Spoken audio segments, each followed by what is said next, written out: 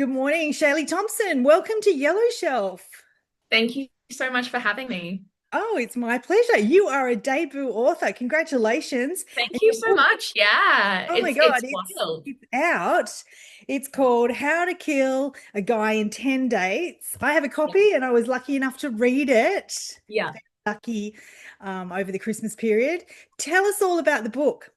Yeah, sure. So it is my debut novel. It's a slasher rom-com that follows academic and cinephile Jamie Prescott and her best friend Laurie when they go to a speed date on what is meant to be an innocuous Tuesday night. And they have pretty low expectations for the event, but during her ninth date, there's a blackout, and when the lights come back on, Jamie's unfortunate bachelor has had his throat cut. And from there, pretty much the event falls into disarray. Everyone realizes that they are locked into this space and that there's a killer on the loose, and they have to figure out how to get out. With their bodies and their hearts intact as well, because it is a rom-com at the same time. Jamie finds herself involved in a love triangle, but she's kind of lucky in the way that she is an expert in slasher and rom-com films. So she uses that knowledge to try to survive the night and make it to the end and possibly be a final girl. Yeah, and it was interesting because, I was reading some reviews and comments, it's described as a modern dating, but it actually took me back. I mean, I remember speed dating when I was living in London 25 years ago. Like this can be whenever. So I think anyone can read this and either be transported back like I was about that environment or just enjoy modern dating, what modern life is like. Yeah, definitely. And I think speed dating is kind of having a resurgence at Is the it? moment. Yeah. The things that like the characters mention in the novel is that there's a bit of like dating app fatigue. Like a lot of people are kind of over it, so they go back. And there was actually a speed dating event in New York at the end of last year where they gave out copies of How to Kill a Guy in 10 Days, which was such such an awesome thing. Clever.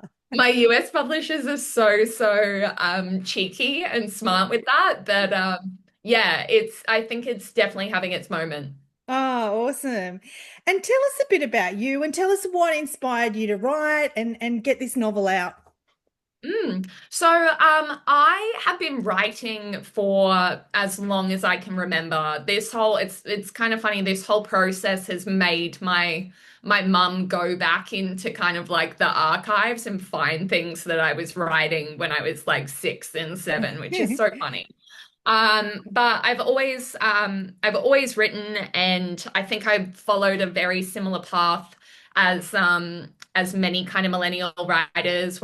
When I was a teenager, I was writing online anonymously. I never went into the fan fiction space, but I think I was, just finding my style and doing all of that. At the same time, I was a high school teacher. I taught drama and literature and English, so there's always been a love of art and books within my career that way. And I was actually writing a completely different book, and I was in a completely different genre, Yeah. focusing on that. I was querying with that, trying to get an agent. I was submitting it to programs in 2023. I made it onto the long list for the Queensland Writers Centre publishable program with that book. Yeah. But then I kind of just wanted a little bit of a break from that and to challenge myself because that book was part of a series. So I was just on Instagram one day, as you do as a millennial, and I came across this screenshot of a tweet.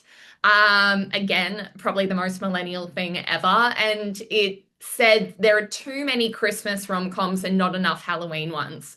And Ah, it just kind of itched at my brain. And I don't think this is what the OP had in mind, but like just immediately thought of a horror rom-com. And I remember messaging my critique partner and being like, I think I want to try to write a horror rom-com. I want to try to put these two genres together. And she is always very, very encouraging. She's like, I think you should definitely do that. And I mulled over it for a couple of months. I was still teaching at the time. And then on our the summer break, which obviously in Australia happens over December, January, I had I saw the scene, which is in the speakeasy bar where the lights come back on and the date has unfortunately met his end. And it was just such a really, really, really clear scene in my head. I saw all the blood and the red velvet, and I was like, oh, okay, this is how we're going to do this. And started writing that day. And 5 weeks later, I had 50,000 words. Like I just belted it out. I didn't have a holiday, basically at all. But yeah, I kind of just got completely obsessed with it. And at that point, I had actually met my agent for the other book. Yes. And in our discussions, we were like, yeah, we like this original book, but we don't think it's a debut. And she asked me, do you have anything else? And I was like, what do you think about a slasher rom-com? And basically from there, that's where, everything started happening. I signed with my agent, finished the book, edited the book, and by the end of that year, we had a publishing deal. Wow. Well, thank you for Mm. sharing that journey because that is super interesting to hear how Yeah, you it's get to not this point. it Yeah. is not the norm. So it was I'm still experiencing whiplash, I think. We'll come up for air occasionally because I'm sure it's Mm, a really hectic, crazy, but exciting time as this book very. launches across the world. Can you tell us? I'm going to put in the show notes for anyone listening across the world. Where can they get the book? Where can we go if we're curious about you as an author and want to learn more? Yeah, of course. So you can get the book from any of the big retailers, or of course support your indie bookstores as well. Go in and ask for How to Kill a Guy in 10 Dates.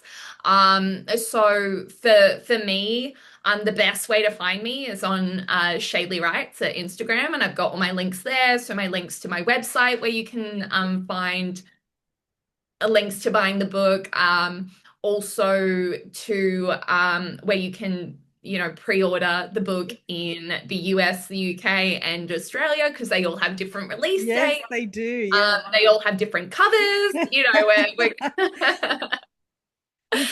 gotta love so this yeah. world, don't you? Mm.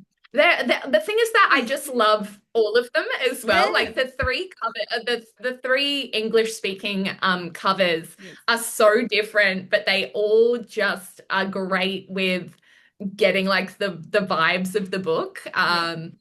So yeah, Shaylee writes on Instagram. I pretty much was like, I'm going to compile everything there, and everyone can find it. Makes it easy, doesn't it? Well, I'll Yeah, do that as well. I'll put it in the show notes here to make it easy for anyone who's curious. Look, I'm a Gen Xer and I loved the book, so it doesn't yeah. matter what age. Like I'm loving these genres smashing together, and it did take me back to the days when I'm single and got dragged along to speed dating, and yeah, the interesting characters that you presented. So well done. Thank you so much. And I think, the films that are mentioned in it as well, they are, they're classics. They are definitely very memorable films, and you either watch them, when you were the age of the characters, or, you grew up with them. Like I grew up with all of these rom-coms, and so it's great to be able to kind of have that moment to reflect on them, the things that were kind of problematic, but also the things that we really enjoyed about them as well. Yeah, so true. Shaylee, somehow I think this is going to be the first of many. It might be first of many different genres writing, but well done. Enjoy. And I would love to have you back in the future with Thank you with so more much. releases. Yeah, it'd be great. Cheers. Thanks for joining us. Thank you.